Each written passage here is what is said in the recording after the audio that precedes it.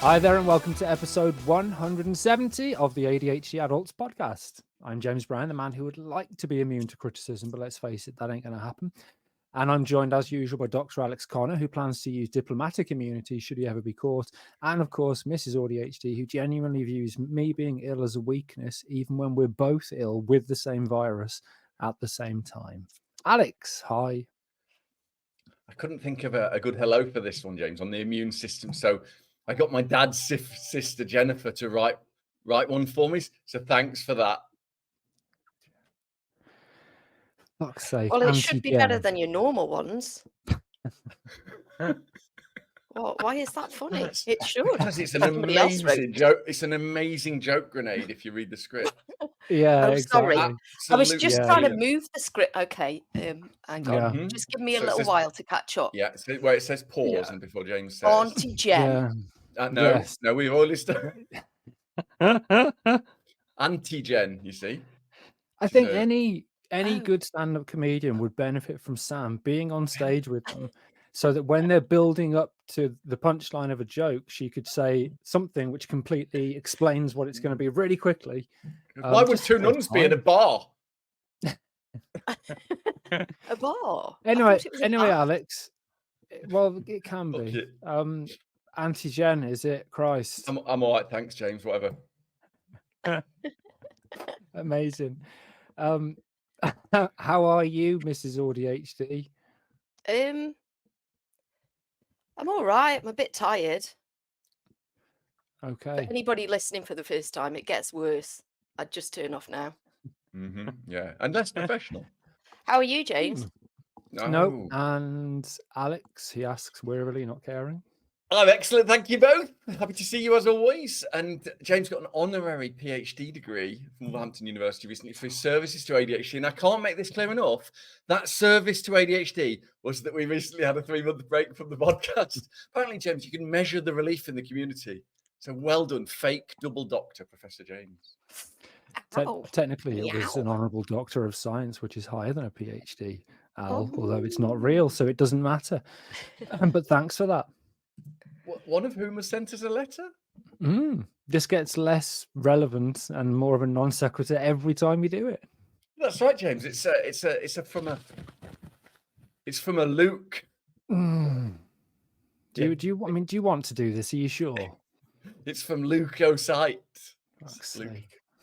I mean, come on, this is the podcast version of you writing apropos in a social media post because you absolutely knew I would read it and get angry at you for saying apropos in a social media post, you utter bastard. People might not believe how true it is that as I was saying apropos, I was thinking this is going to rile the shit out of him. You weren't even tagged in. Not really. It's from Robert from Kidderminster, and it says, I listened to but didn't process your last episode. Anywho, James always had auditory processing issues as a child. For example, he could never process the sound of us saying, "You're adopted. Why are you still coming round to this house every Sunday?" Now he can process the sound of his own beats hitting walls and that bit's redacted by our lawyers because what I wrote was so horrible. Oh, fuck it. He can hear the sound of his own beeps as he flies around Aldi looking for young women like that one from Twilight. He goes on to say, although this is unrelated to being a Dracula. So you're just predatory now, Joe. That's it. You're just a sexual predator. That's where the joke is now. Like you? No, I just murder. Oh, right. Sorry. I was thinking of a predator from the film Predator being all sexy then. I'm not sure that's quite what I am. But I think he did, didn't he?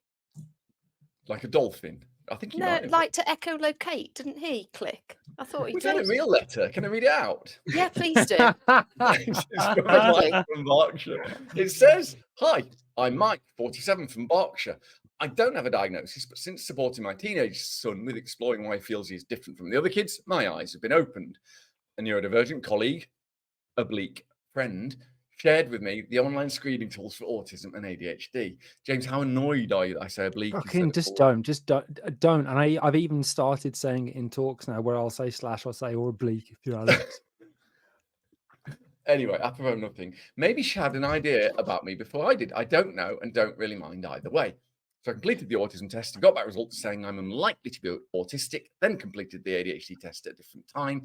Unsurprisingly, the results came back with, your results are highly consistent with ADHD. Being someone that likes to listen to podcasts, especially when driving to work, I searched for something that would help me learn more about ADHD. I don't like where this is going. The ADHD Adults podcast came up, so I thought I'd give it a go. Now, I'm the type that likes to listen from episode 1 and work my way through. You make me laugh, educate me, and sometimes make me cry. Sometimes Alex's jokes are really that bad, specifically today, actually. That's really good timing. Like, the worst bit is I added the leukocytes and antigen thing in after this letter went in. Thank you for the information about the ASOS test. I've taken this more than once because my brain may just change overnight. I'm now mentally making my way towards contacting the GP to ask for an appointment. It's weird. This is something that I know I probably should do, but I'm delaying. Probably something to do with RSD. I guess, whatever I decide to do, I'm most grateful to my son. If he wasn't brave enough to come to me and his mum to share what he thinks he is different, I wouldn't be writing to you. I wouldn't be learning more about myself, and I wouldn't be starting to say to myself, it's not me, it's my ADHD. I will keep making my way through the podcasts and look forward to learning more from you. With heartfelt thanks, Mike. James, I don't know what to do with nice things. I feel uncomfortable. Oh, apologies in advance, Mike, for when I join. Yeah, Mike, if you get back in touch, just tell us how many episodes you lasted and whether it was me that caused you to stop listening. He'll never get to this one. No. Not if he listens in order. No. Can you imagine? I know people who do. I know people who are on their second go round. Oh, there are people that are gluttons for punishment. Lots of people. Yeah. Anyway, as we haven't really got any metrics because Tarkin fucked off, as usual, this heavily filled nappy that my English Bull Terrier once ate heartily of a podcast is a tragedy in 3 parts. We choose a theme. Last time around, we talked about ADHD and auditory processing, and this week we're going to be discussing one of the many physical coexisting or biological conditions that ADHD gifts us with, and that's issues with immunity. Thanks to Rebecca and the lovely Patricia for suggesting this topic or something a bit like it. As usual, the 3 parts include whoever the lead singer from Limp Bizkit was of Evidence, Alex the Psycho, Education Monkey, talking about the evidence behind the topic. In part 2, we'll give you our personal reflections and insert some tips on immunity if we can, and then we'll answer some questions which have been sent in by you, not us, Sam, by the listeners, in the final section. They do. So, Alex, I couldn't be asked to write a funny segue, so just get on with it. So I still think it's Sieg, even though I know it's segue because I only segue. It sounds so much better. Right. If you're a specialist in the immune system, I'm going to apologize for this. We know it's more complex. This is not that. Having said that, we have to stop bad things getting into our bodies. Ding. And the human immune system is that. It's the defense mechanism against harmful invaders, such as bacteria, legions of Draculas, viruses, and other pathogens. One of my baffled responses is when people tell me confidently that being cold or sugar lowers your immune system. I don't know what they mean. There are lots and lots of different elements of the immune system because it's a really complex network of cells and tissues and organs all working together. It even has physical barriers like hairy mucous membranes. Ding for me. Ding. They're in your nose, they trap nasty bits, they make the snot. Even your skin is your immune system. So when people say it lowers your immune system, they could be saying it lowers your skin. I've never understood that. These physical barriers are a bit like when people close their windows at night when you're flying around as a massive blonde bat, James, as a Dracula. Fuck's sake. You know what they mean when they say that. They mean the cells with the names made up of letters that you'll have to learn at school, I suppose, if you're doing A-levels. You're being obtuse, Alex, and deliberately so, may I say. I like the word obtuse. That is true, I am. But moderate cold, being cold, doesn't lower your immune system measurably, even the skin or those cells with letters in. Anywho, James rightly points out, as well as skin and mucus, ding, we have, I don't know why mucus is ding. It makes me laugh every time I think about it. It's like a personal ding, is it? We have swimming around our bodies, loads of cells, they're mainly cells. We know there are some peptides. Mm. We're going to get letters from immunologists. I apologize in advance. We can split their jobs in the immune system into a couple of bits. Some of them are always there, pre-made off the peg, pret-a-porter, waiting to block or destroy things that come into our bodies. That's the innate immune system, and others can change and react and adapt themselves to new and exciting baddies called adaptive immune system, because obviously. And this is a klaxon for a boring list of 2. So white blood cells ready and waiting to attack and destroy invaders. It's a bit like garlic and crucifixes, James, or your personality, things that can block anybody getting into your house. And then there's specialized cells which help us build up specific immunity, like the lymphocytes, which include B cells and T cells that identify and attack specific pathogens. A bit like Van Helsing. Think of that as Van Helsing, James. They identify specific Draculas. The immune system doesn't just protect us from bugs. James has written bugs, so we're in touch with non-science words. Bugs, James. It also protects us from our own cancerous cells and even aging, sort of. Not literally not blocked from aging like James has, but the effects of aging on our bodies. This is a particularly Dracula joke heavy start. It's got to be the most concentrated delivery of Dracula jokes. Heavy. Yeah, it really, hasn't it? So it's all good then, basically. No, James, no. Read a book. Have someone read a book to you, or possibly read the notes on vellum from your degree given to you by the University of Wallachia, 1712. I say awarded, granted on appeal. It was. Okay. And that was honorary as well. We'll cut that. Stupid. Right, the immune system doesn't always get things right, which can lead to health issues, some being very, very serious and fatal. Despite being a cool alliteration, what we're talking about here is autoimmunity and allergies, AA. Sometimes the immune system can mistakenly attack our own body's tissues as if they are invading pathogens, leading to these what they call autoimmune diseases like rheumatoid arthritis, type 1 diabetes, or the way Pompey and Caesar destroyed the Roman Empire from within through quite a bitter civil war. I can take away your script editing privileges. They are privileges, Alex. So just tread that line carefully. I'm not allowed to do ancient Rome things. It might not be an attack. That's weird. In other cases, the immune system might just be pumping up the gas, just overreacting to what it thinks are invaders, but are harmless substances like, for example, pollen in the air, or nuts, or children dressed as Draculas for Halloween. I don't know. This leads to allergies, apart from the Halloween one, and allergies in their most severe form can, of course, be fatal, as the responses to that attack from our own immune system can be incredibly strong. So it can go wrong, and it's not all good. How often does it go wrong? Quite annoyingly, I need to point out that James makes me read this bit out about how often it goes wrong, because he knows approximately a zillion times more than me on this, as he's a fake professor. But I read it out anyway. I didn't know this. James had to tell me. Autoimmune diseases in general affect millions of people worldwide. I knew that. But it depends on the specific condition. Around 5 to 8% of the population in developed countries, and women are disproportionately affected compared to men. And the most common types of autoimmune diseases, boring list, klaxon, rheumatoid arthritis, which people probably know affects the joints, painful swelling, about 1 in 100 people. On the script, I did write, including me here, when I added this bit not that long ago, and it wasn't that. It was something else. I'm just going to stop Sam. Because I don't want to have to edit and bleep anymore. Oh, it's okay. I'm sorry, I wasn't listening. Yeah, I don't listen to this part. Good. Okay, we'll carry on then. Hashimoto's thyroiditis. If I said Gesundheit there, would it be offensive? Because it really made me laugh when I thought about it earlier.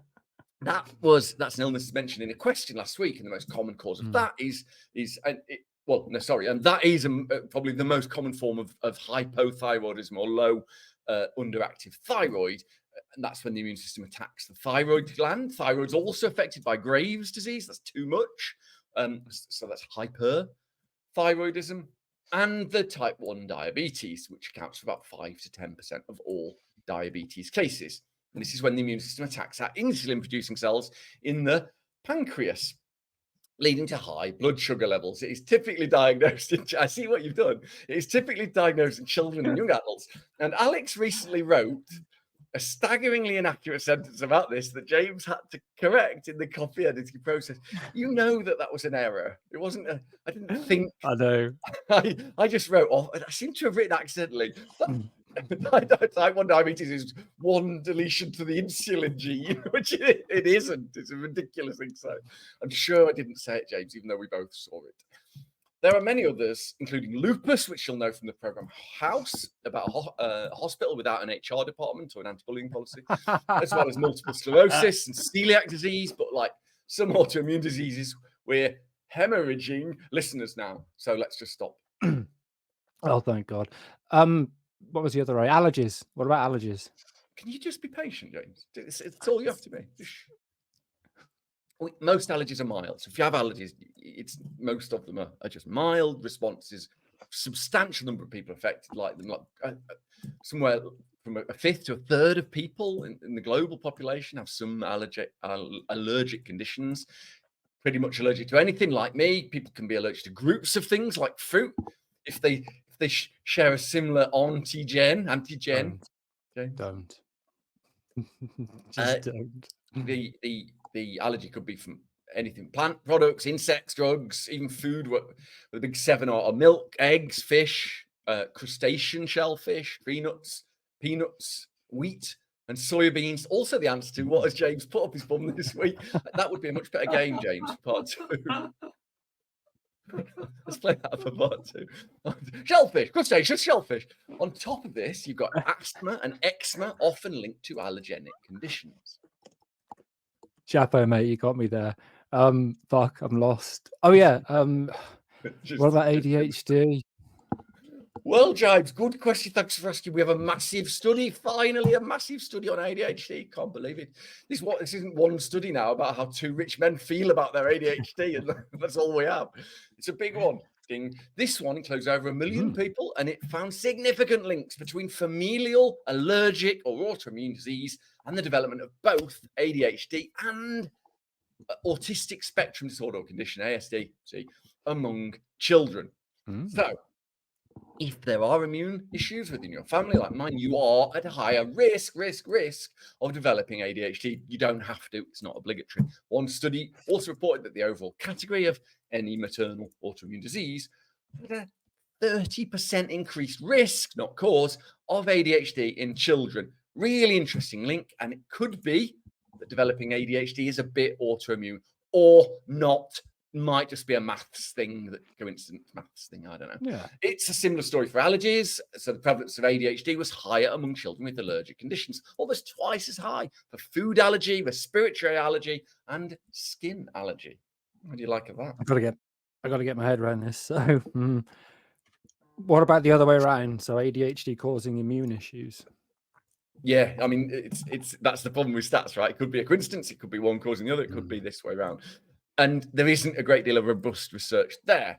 That's more like the research we used to do, James, which was anything but robust, I believe our bosses and all reviewers used to say. Do you know I published a paper in Cell, James? Cell. Oh, you did. I was there. Did, Alex. I was present when it happened.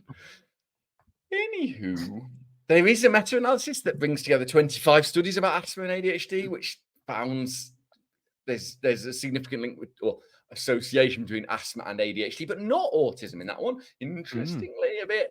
Another systematic review looks at the risk of type 1 diabetes in children. That's the autoimmune one. James, it's not like a mutation, mate. A bit more complex than that, pal. You know what I mean? It was stupid.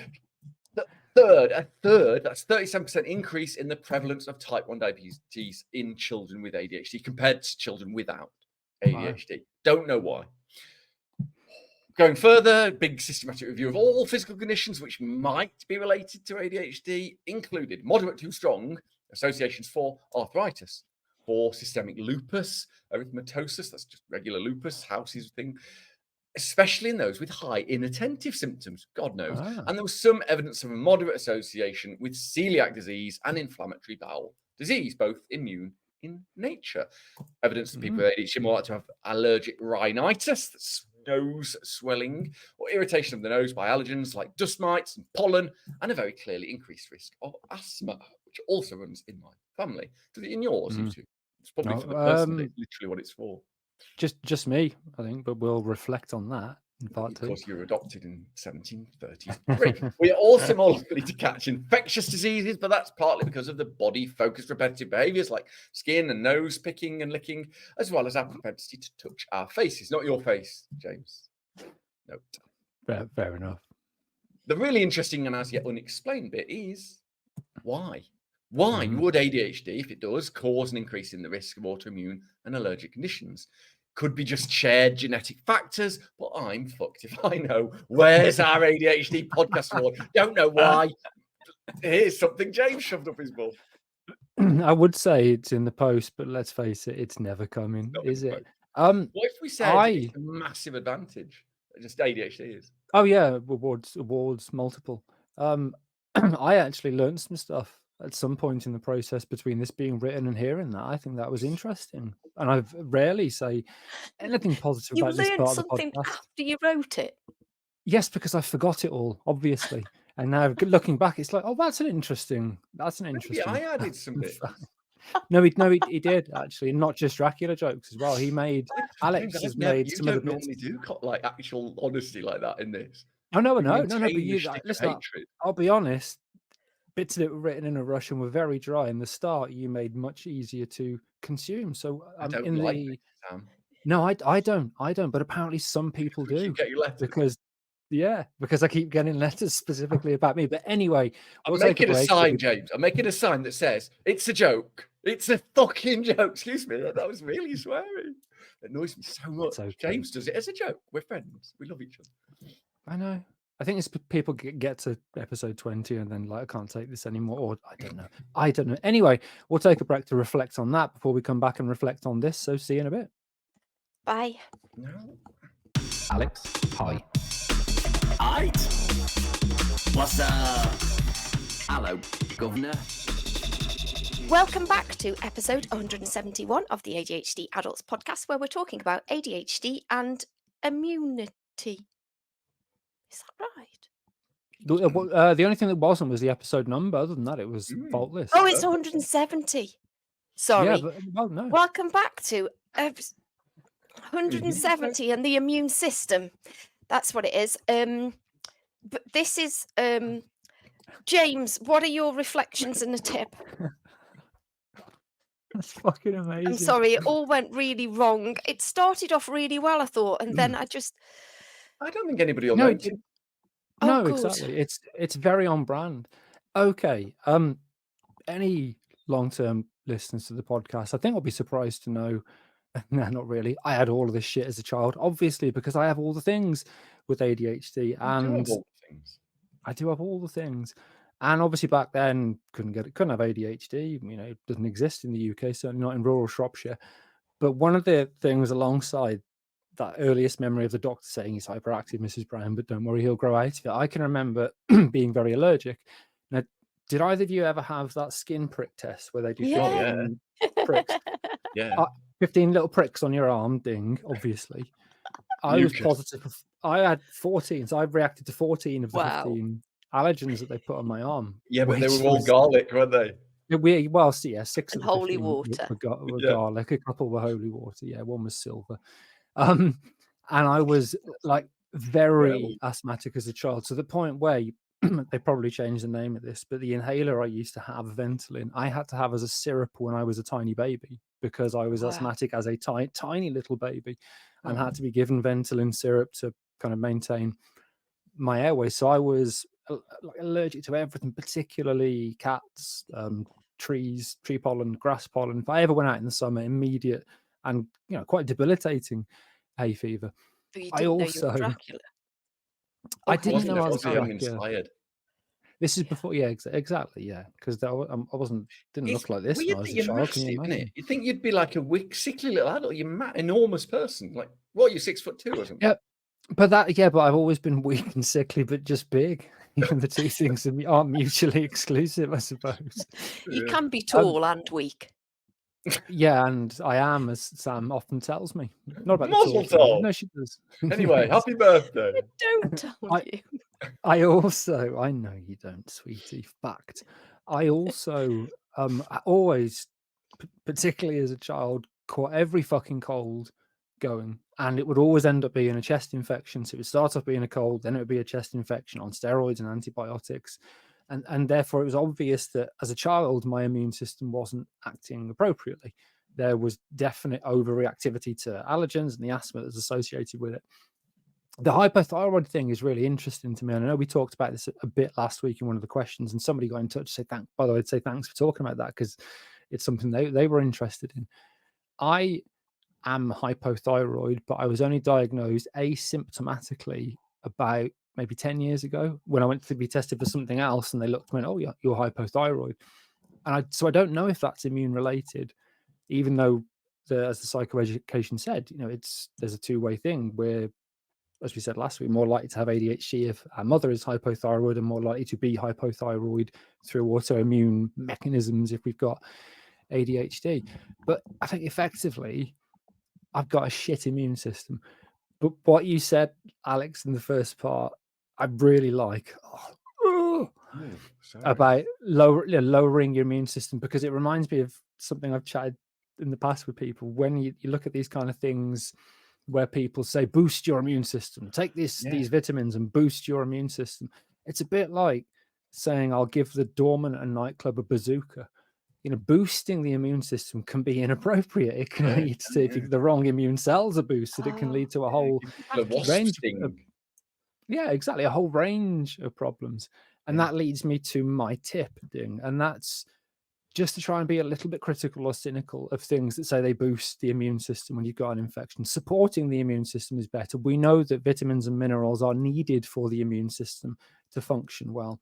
But a lot of the stuff, and particularly multivitamins, and you'll see this, it's amazing. You'll see a picture of kind of Jimmy Anderson, the ex-England cricketer, as an advert for Wellman vitamins. Yeah. And it'll say something like, I've never felt better, or Wellman is now part of my daily routine, because that's all they can say, because there's no actual evidence that taking a multivitamin has an impact on. It's they I can imagine their meeting where they say, how about if we say you're buying expensive piss? Exactly. And I'd say yes. I think that'd be a brilliant tagline. Too, There's lots of stuff out there which can support the immune system if you kind of believe its packaging, like echinacea, for example. People would say for years, there's evidence that echinacea speeds up recovery from a cold. No, it doesn't. Systematic review has shown it doesn't.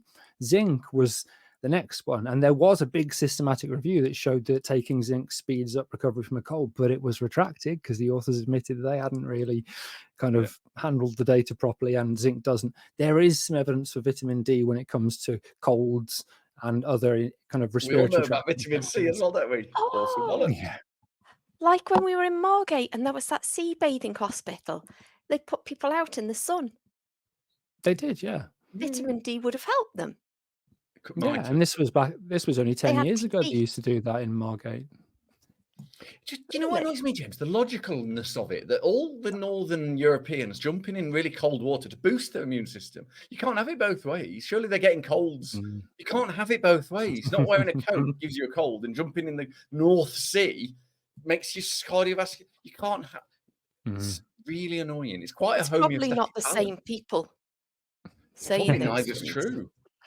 Blue dominoes, and I like that so much.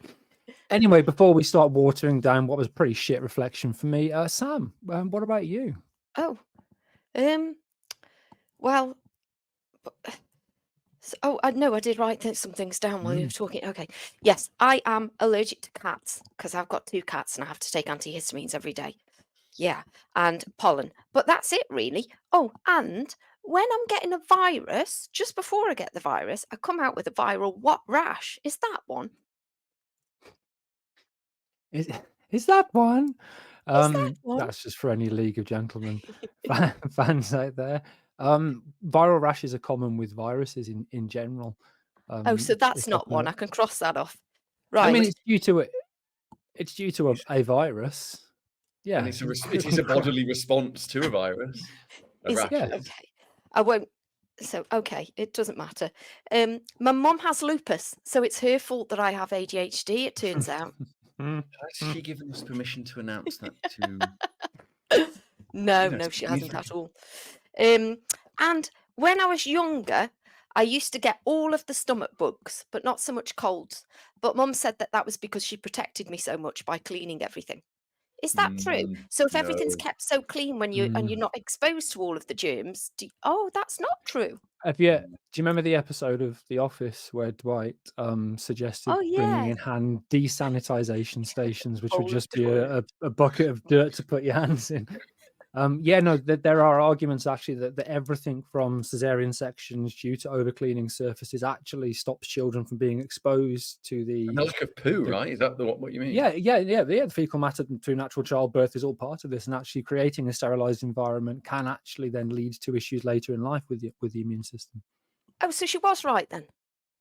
No, it No, shouldn't have.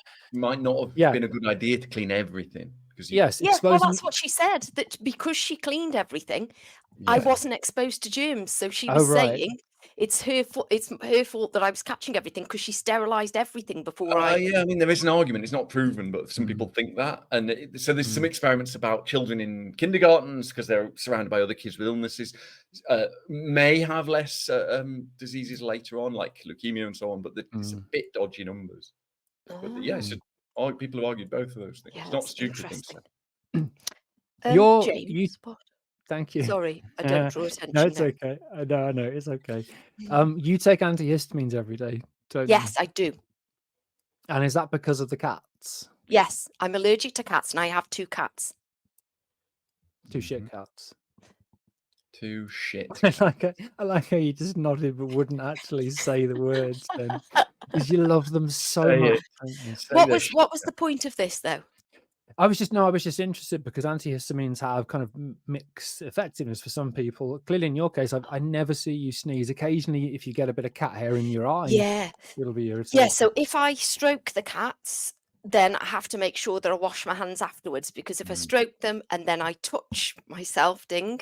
I just break out in a rash. If I touch my eyes, they're Ding. really, really itch and horrible, and then they turn to jelly when I've rubbed them too much. So that's just Yeah. awful. So, and this is even after I've taken antihistamines. So I have to be really, really careful if I've touched cats or dogs, actually, any animals really. If I touch an animal and then touch my skin or my face or my eyes or something, then I'll all break out and stuff. And I think can it's get cat really sneezy saliva. if the cats have been. It's saliva that we're allergic to, I think, of the cats rather than. Yeah, it is. People think it's the hair or something, but it isn't. It's the because the they Because lick weirdly, themselves. I'm more allergic to our cat that's got short hair than I am to the one that's got long hair. 'cause it's So not if the they've hair. got different saliva. No, it's Honest, just Pauline grooms more effectively than Pam does, because Pam says, is Jesus Christ, we're getting into detail about 2 cats here. Sorry There's a about that. long Two hair. shit It really cats No, as does she's well. fine. Yeah, 2 shit cats. She's messy and all over the place, whereas Len or Pauline, they've got several names, grooms more. So there's more gob or spit on her. Yeah, this has gone into Okay, cats and that's it though. other There's stuff. nothing.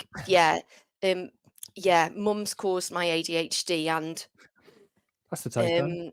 yeah. And But actually, like, generally now that I'm an adult, it's not often that I get ill. Mm.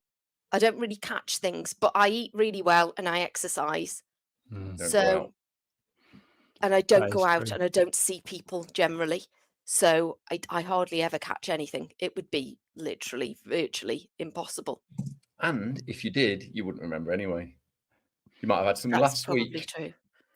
Yeah. Yeah, that's probably true. Alex, how about you?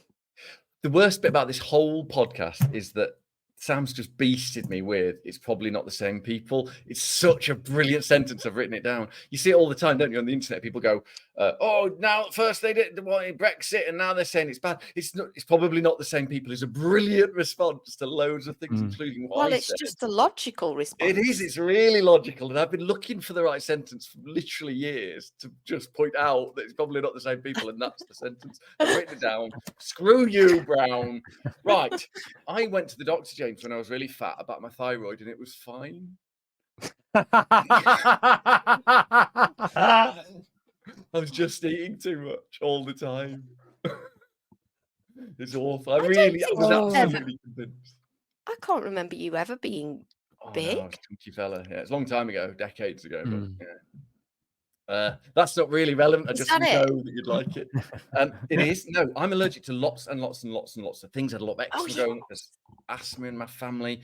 I'm allergic to, I have a thing called beech tree pollen food allergy, which means I get a lot of hay fever, also antihistamine, also clears it up completely. I don't have to take it every day. But I'm allergic to fruits. Not tropical ones. I can eat a bit of I can eat satsuma, not easy and orange, but I can't eat the solanaceae. I think they're called rosaceae type fruits, the apples, the pears, the strawberries and raspberries and all that kind of thing. And what's awful is I could eat it all before I was 19. And then once I started, if I eat one, I can't eat that ever again. So now I learned that about myself.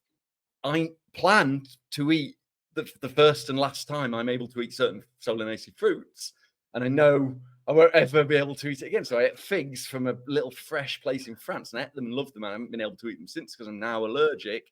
I know what you're thinking, James. It's like a Kafkaesque metaphor for mortality, but it's real.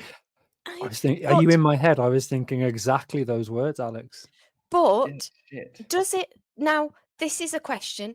I heard once that every cell in your body regenerates over 7 years, and you can become allergic or unallergic to things at any time. I once had somebody working for me when I had a hairdressing salon, and they coloured people's hair, and all of a sudden one day they suddenly became allergic to colour. Just out of the blue. But then I was told that it goes in 7-year cycles and they might become unallergic at some point in the future. Would that Were you happen? Is told that that true? by an immunologist? No, By just by somebody? one of my clients. Right. Ah, So yeah.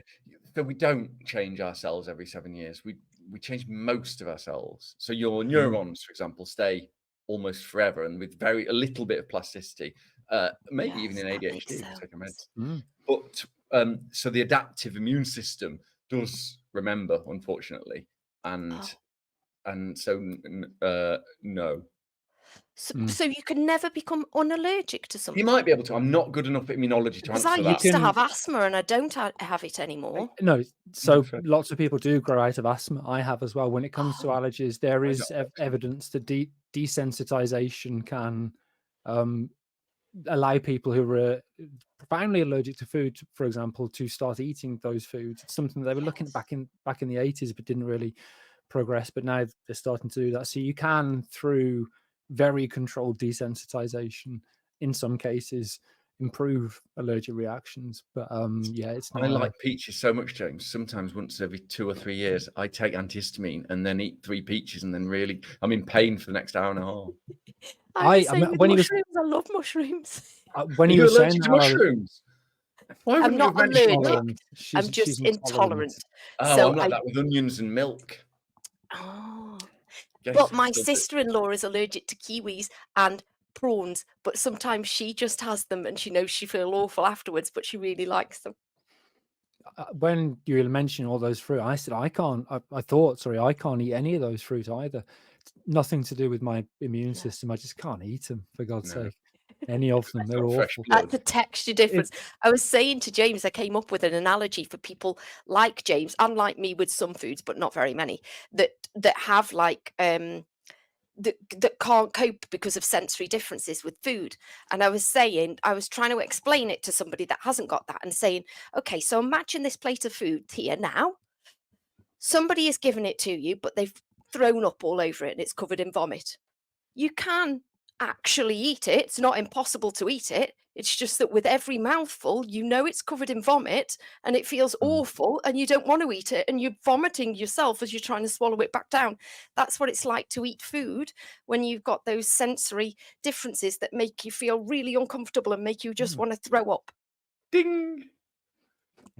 Good one. Excellent. Anyway, carry on. We've done some reflecting. There's been a bit of tipping. We've got time for a game, Al. Well, if you read the Absolutely. script, I've amused myself I a know. lot with it. Don't. I just You no. Yes, we do have time to play. What has James put up his bum this week? So, I Alex, can answer you've got that one. 3 options. You probably can. You've callback got 3 joke as well. options for what I've put up my bum this week. No, actually, instead, we're going to talk about a bathing incident. Al, bathing in the bath. You say bath or bath? Bath. Bath. Bath, yeah. Bath, good. So something happened because I wasn't really paying attention. So option one, and I know you're going to get this wrong, so I kind of don't care anymore. Option one, had I not set the water to go on to heating after getting back at home, because it comes on at 2 times and this wasn't in sync with those times. So in other words, was there no hot water? Option B, had I left when you've got those, it's not a shower, but it's like a unit that's attached to the taps and there's a stopper you push up or down. I'd left the stopper in the wrong place. And when I turned the bath tap on, I just got showered with water. That's happened to me lots of times. Or option trois, I invested in a silicone bath plug because my plug's shit. Because it really stops any water from leaking out, the bath overflow because I forgot I was filling it. Definitely that one. I go with number one. If it's number 3, I'm not happy. There can't be no hot water because it's got to be number 3. I'd say you're both wrong. You're both wrong. Yeah. What? But I do like. I soaked myself because I thought, I'll run a bath, and the stopper was just a little bit up, and it came out cold because it's always fucking cold water all over me. And rather than just calmly pressing the button back down, obviously, I just flailed about like a demented starfish getting showered in water, trying to work out what do I do now? And I was just somebody accidentally blessed it. Luckily, I wouldn't be here, Alex, if I had, and you know that. Point, yeah. So that's 16,506 to 1 game into this season. We'll take a break. We'll be back in part 3 for answering questions you've sent in and not ones which we've come up with. See you in a bit. Okay, bye. See you in a bit. No. Yeah.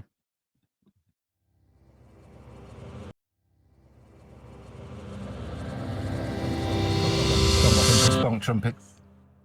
Welcome back to episode 170 of the ADHD Adults part 3 of our episode on immunity and the immune system. Sam, as always, in the new way we do this kind of things and not, we're Gabby Roslin in, by which we mean answering questions. And Sam, I can't make this clear enough. We have the questions in our possession, but you see, we didn't write the questions. Yeah. So when I ask this next question, you have to try and hold back the cognitive dissonance. Got it. Sam, have you got a question for us? I've got a question from Hugh Janus. I'm pretty sure I've listened to you guys talk about anhedonia before. You have, Huge. It was in episode 139 where we discussed ADHD and anhedonia. And today I saw a TikTok. I can't do those, Huge. It just drags you in, doesn't it? And I lose a whole day, so I've had to take it off my phone. Anyway, I saw a TikTok talking about how different online platforms could be geared towards contributing to symptoms of it. ADHD, I think. Oh no, or anhedonia, probably. Yes. Mm-hmm. It made me think about the dopamine detox. What? That was a fad a while ago.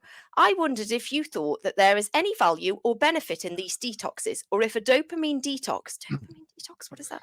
Is a dastardly decision for a deprived and ADHD dome. What is a dopamine detox? Why do we have to deprive ourselves of dopamine? Are we not allowed nice things? Oh man, that's good. Why are you calling him Huge? Because his name is.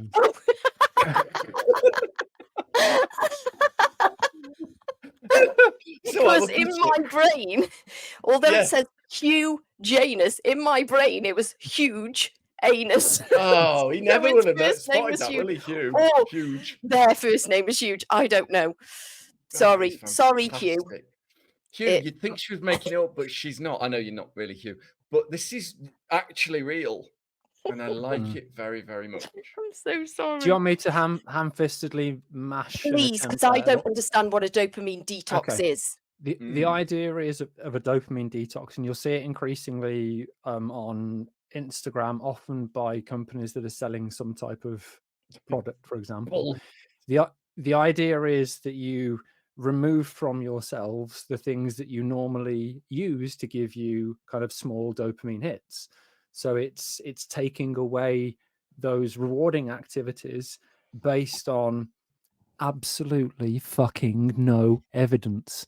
So, for example, this is it. It's this idea that, in theory, if you cleanse yourself, remove all of these things that give you dopamine, it will somehow refresh and reset you. And it's just nonsense. And it was a thing a while ago. It was a fad, but it's still there. I see this every day when I'm scrolling through Instagram because my algorithm is obviously just everything ADHD, and see it so often that dopamine detox, and it makes no sense. Alex will, I'm sure, explain the biochemistry of this far better than I. But it's somebody who's thought about something in a way that doesn't understand basic biology and has thought, well, a little bit like removing myself from those other things that are bad, this will probably help me retrain my brain to work without those things. And it's But dopamine's not bad. No. well, this is the thing though, but sometimes the I can activities we understand the engage social with, media which detox. I like that. yeah, And I think that's the point, actually. That what I will say is that if dopamine detox is being used by you to mean removing those elements that give us a very unhealthy, huge dopaminergic activity, the ones that exploit our need for uncertain anticipatory reward, like doom scrolling or alcohol in my case, or drugs in yours, or fresh blood in James's, or betting apps. If that's what people mean, I'm all that is a dopamine detox I will get behind. If they mean literally somehow chemically removing dopamine from our synapses, which isn't a thing. Well, I mean, it is a thing, but it's done naturally. That's we haven't got necessarily a problem with low dopamine. People with ADHD, when it's not, we might have, but it's not clear. It's dopaminergic activity, or the neurons that have that. So if they mean exploiting us with horrible, unhealthy things like apps, I'm all for it. If they mean literal dopamine detox, they can get to fuck. Yeah, and it would be impossible because I see beautiful things all the time accidentally that give me lots of dopamine. How do I stop that? And this is the thing. The way in which it's often badged is kind of a picture next to somebody in really relaxing environment, maybe reading a book with their kind of feet up, with this idea that if you remove some of the things that Alex mentioned, the things that give us reward. Shall I go? Yeah, you can. Okay, cheers. Because she's heard the door. Yes. We've got a doorbell that tells us. Well, isn't that what all doorbells do? No, but it shouts out. It says it's a Google thing. There's somebody at the door. Loudly. Mine does. It just goes ding dong, but it's implied that there's somebody at the door. I'm going to leave all this in because it's good. She's on her way back up anyway. What I was thinking, Alex, is that obviously a true dopamine detox is impossible because you're going to produce dopamine all the time. And there are activities that aren't typically included in a dopamine detox, which is normally the social media, junk food, things that are bad. I think calling it a dopamine detox is damaging. I think if you just I call can hear that electricity now, can you? Yeah, very, very much so. Oh, yeah, I'm back now. Was there anything interesting at the door? Oh God, I'm so sorry. I'm breathing heavily into the mic. No, it was just somebody delivering something. I don't know what. Do you want me to go and open it? No, it's okay. The other day when somebody I've lost my pen. and let's just say I wasn't particularly sober to the door, and they were like a charity worker out collecting money, and I just said, "I'm so sorry, I've got a migraine coming on or something." I think I've got a migraine coming on or something. Or something. I'm surprised you didn't say Close they the don't door. know. Yeah, they don't know exactly. It's a real callback joke. Anyway, yeah, it is. Anyway, to finish this off, technically, what about the idea that I guess you could see the possibility, couldn't you, that loads of dopamine hitting your dopaminergic, the other side of the synapse where it does this activity, could suppress the receptors a bit over time. We could reduce their expression levels, but the reality is that we have underactive dopamine, so we'd only be. There's very, very little evidence for that, I think, but it's plausible, but bullshit. Yeah. Haven't we got lots of dopamine, but we just don't get it into us, absorb it or something? We don't. We might reabsorb it too quickly, and it might. It's about the activity of the dopamine when it hits its receptors. Probably, it's up in the air whether we've got the same amount of dopamine or not. Probably similar amounts to anybody else. Yeah. Okay. I think if this was badged as just trying to take time away from social media and unhealthy habits, great. But this idea that a dopamine detox will have some kind of lasting impact, again, there's no evidence. Anyway, No. we've waffled on about that enough. Sorry I'm sure about that. there's another question, huge. and yeah, huge. Hopefully, we managed to answer that to some extent. Alex, do you have a question? Me for my own podcast? What the hell See are you how talking difficult about? it is. I see what you meant now. Yeah, this is from the massive Nads in Perth. Stop. Amanda It's from Hugginkiss. Kered in Perth. Says, "Hi guys, I love your podcast. I listen every day. It's helped me out of very dark places, so I thank you all from the bottom of my heart." I had a question. Are people with ADHD, sorry, is it common for us to be verbal abusers in relationships and not know we are doing it? Sometimes, yes. Or am I just a shit cunt? Sorry. Wow, that's the thing. And probably a full-blown narcissist. I try so hard not to say things that in arguments, but when I'm in a stressful situation, I struggle and can't seem to use my words properly and end up saying things I wish I never said. I just want to be a good person. Oh, that's horrific. Oh. Relatable. Carried in Perth. James, hit us. Like to. You Yeah, so can do. listen, I'm pretty sure most people who have the symptoms of impulsivity, which I think Alex and I now agree should probably be separated from hyperactivity as a separate thing. If you've got the symptoms of impulsivity, then it is often very difficult to have the cognitive inhibition to stop yourself from saying something. And if you combine that with emotional dysregulation, so particularly in a heated discussion or an argument, when your emotions are already kind of up and down and labile, and then you've got this reduced ability to stop yourself from saying something that on reflection you might think, actually I wouldn't say that absolutely can and does lead to most of us saying to lots of us saying pretty horrible things at times. I think it might be most, emotional dysregulation is pretty much all of us, isn't it? And I bet. Yeah, but you've got to question because you don't just say it, you must be thinking it to say it. So where do those thoughts come from? It's complex. Sometimes we know we're going to hurt someone and but give Oh, in to that impulse. I intentionally. know what would fucking push your butt. Sometimes I tell James he's not a very good Dracula, can't fly well, even though I know he's a fantastic Dracula. Amazing. Oh, wow. This is really interesting. I don't know anything about this. I don't think this is something I have. It's obviously, not obviously. When looking at this question, I looked at a bit of see if there was much research specifically on verbal abusers and ADHD, and there is. Now, there is about intimate partner violence and other aspects of relationships that could be considered dysfunctional in rabbit ears, Alex. And I think that kind of the role of a verbal abuser might be a strong way to describe somebody who's got ADHD who can and does say things that on reflection they might not want to say that can be hurtful. Listen, we've all probably, or most of us, done it at least once where we have said something in the heat of the moment which we regret. Everybody, particularly if you're in a relationship, would know what buttons you can press, which we would avoid pressing normally if we weren't in a heated argument and didn't have impulsivity. But the urge when you're in that state of emotional dysregulation to just say something or do something, if you're feeling attacked, exactly, can lead to saying things you absolutely don't mean or want to. Yeah. You really can. We also don't know sometimes whether we've been hurtful or not. So it's a really good idea to just check you have been. Because a lot of people I know, and this can happen especially when we have our autistic traits, that we haven't read properly whether it's bothered someone. Because I've got I won't name her, but it's my wife. And she often says, "I'm so sorry for saying that." And I genuinely thought it was tame as anything. It's just a really gentle, tame thing to say that wasn't hurtful at all. It was true. So you've got to check if it's true. And if it is, ask yourself whether you needed to say it and there's a communication problem, or whether you were trying to hurt them, and look for triggers for that.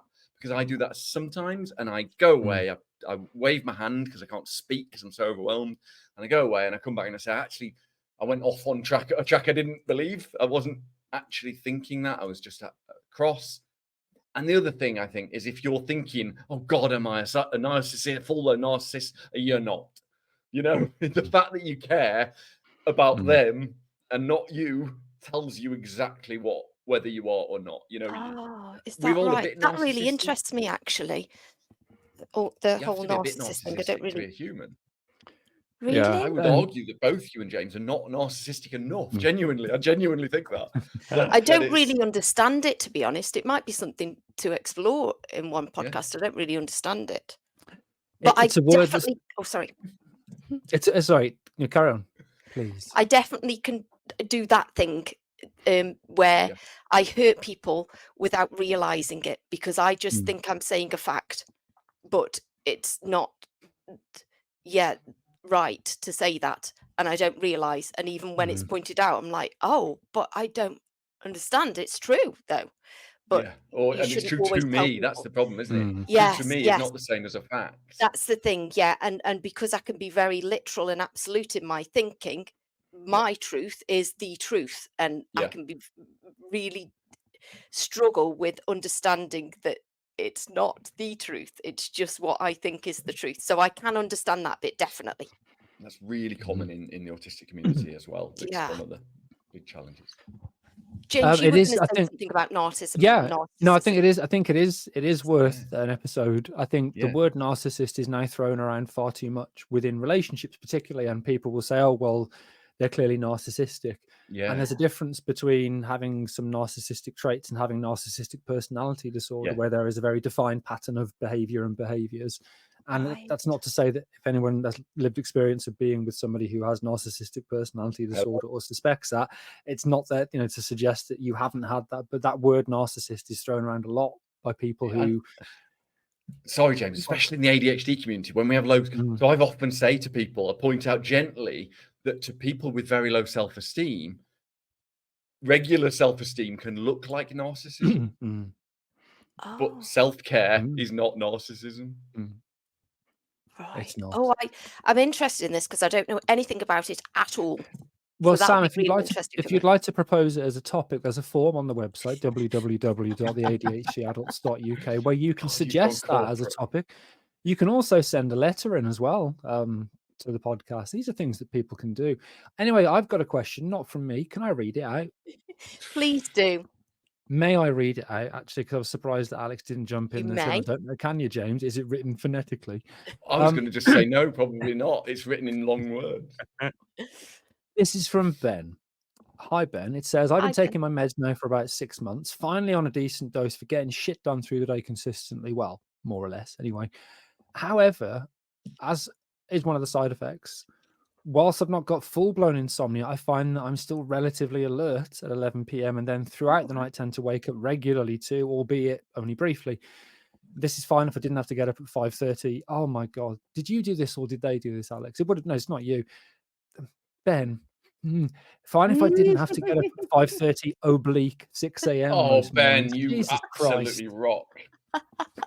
Oblique This is six, now that's- bled into the letters now, for God's sake. You're going to get apropos as well, aren't you? This. Oh, Ben goes on to say, I exercise regularly, but still to no avail. I want to try to avoid too much extra medication if I can do, but I remember from my party days that 5-HTB, that's 5-hydroxytryptophan, I think, Alex, is that right? Oh, yeah.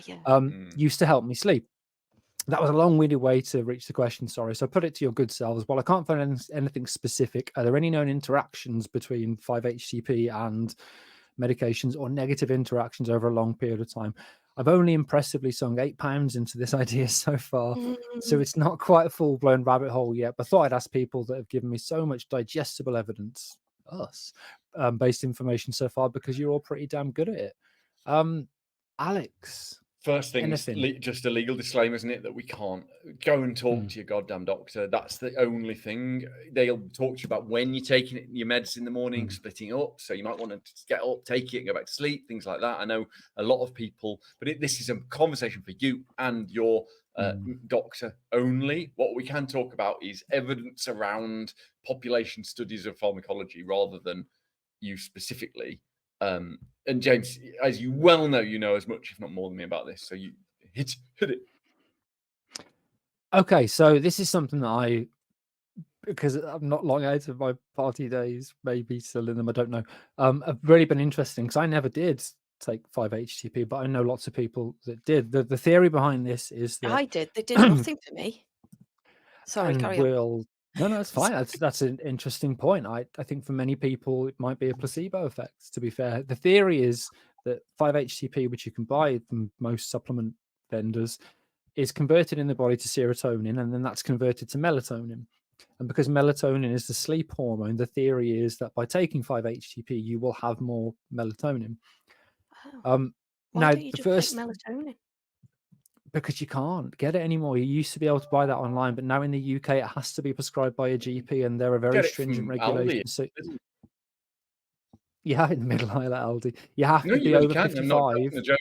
Melatonin. Oh, in Germany, yeah. But this is Yeah. you used to be able to just get it from Amazon in the Yeah. UK, but now they've changed the regulations, so you've got to be over 55 unless there are other causes. So, for example, if you are ADHD or autistic and having problems with sleep, you can be prescribed it, but its effectiveness is a bit meh, to be Yeah, it honest. does nothing for me. The question about interactions, again, none of us are going to say do or don't do something, but because 5-HTP may increase serotonin levels, Yeah. and some medications also do this. So if you're on Lisdex, for example, Elvance, that doesn't just increase dopamine and noradrenaline, it also increases serotonin. And having too much serotonin can be really bad. And something like serotonin syndrome is very, very dangerous. So you always have to be careful when taking any supplement if it could potentially increase serotonin. In terms of the SSRIs as well. research, yeah, exactly. And they are safe to take for most people in consultation with your medical team. Many people that we know will be on ADHD meds and an antidepressant. In Yeah, terms I of was. does 5-HTP actually improve sleep? The research is a bit meh, to be honest. There's some research that suggests that it increases REM sleep, rapid eye movement sleep, which is dreaming sleep, but not non-rapid eye movement or NREM sleep. And the reason that's important is that REM sleep is light sleep. It's not restorative, largely speaking, whereas non-REM sleep going into the deeper stage 1, 2, and 3 stages of sleep, that's restorative. So although increasing the amount of time spent in REM sleep can be beneficial for some cognitive things like memories and emotions, we know that by decreasing NREM sleep, which you would be if you increased REM sleep, because it's a zero-sum game. It's a pie. If there's more spent in one, there's less spent in the other. That could pose risks to physical health and cognitive function. So there's not a lot of evidence really that it even works, other than possibly increasing the amount of time spent in REM sleep. Although get if you it right, worked Donald. for them previously, it might again now. You never know. Oh, 6 listen, months isn't long absolutely. either to be taking For meds. meds? It could settle down, could it? There's also other sleep hygiene things to think about first. So talk to your doctor about when you take them, but also think about, is your room very dark? Is your room cooler than the rest of your house? Are you looking at anything with light coming out of it half an hour before you sleep? Alcohol and caffeine, and exercise is good as well. They're already exercising. But yeah, and you could ask to be if you're on a long acting whatever medication you're on, you could get a shorter acting medication as well. But again, you'd have to speak to your prescriber or your psychiatrist about that. Lovely. That's Is that it. it? Are we done? Can I I go? think we're done. Yeah. Bye. That was episode 170 of the ADHD Adults podcast, where we talked about ADHD and the immune system. If you're still listening, we don't really understand why, if you are at this point, but hats off to you. You've kind of gritted your teeth, and to be fair, time has passed. Yes. You can get in touch via the website if you want to send us in a letter or a question. Or there's a third thing, and I can't remember what it is, and that's www.theadhdadults.uk. We'll see you next time. Bye-bye. Bye. Bye all. Trigger warning, klaxon. Klaxon. Big klaxon. No. Trigger warning, klaxon. Klaxon. So the other day we went out for a walk. I think we went to feed the ducks, didn't we, James? But anyway, when we got back, we discovered that I had left my car and house keys in front of the front door, because I have one of those little keychains and it has like some sugar water. Basically, I know that you shouldn't give it to bees if there are flowers nearby, but it's good to have as an emergency if there's a poorly bee, and there was a poorly bee, and I was trying to revive it with some sugar water that may or may not have had bacteria in it. I realized that you need to change it often, actually, because I don't change it often enough, and apparently it can have bacteria in it, James told me. But anyway, the bee was dead, and I couldn't revive it because it was already dead. So I'm sorry, but I left my front door key and the car keys in the front garden in front of the front door, but it was all fine. We didn't get bungled. The end.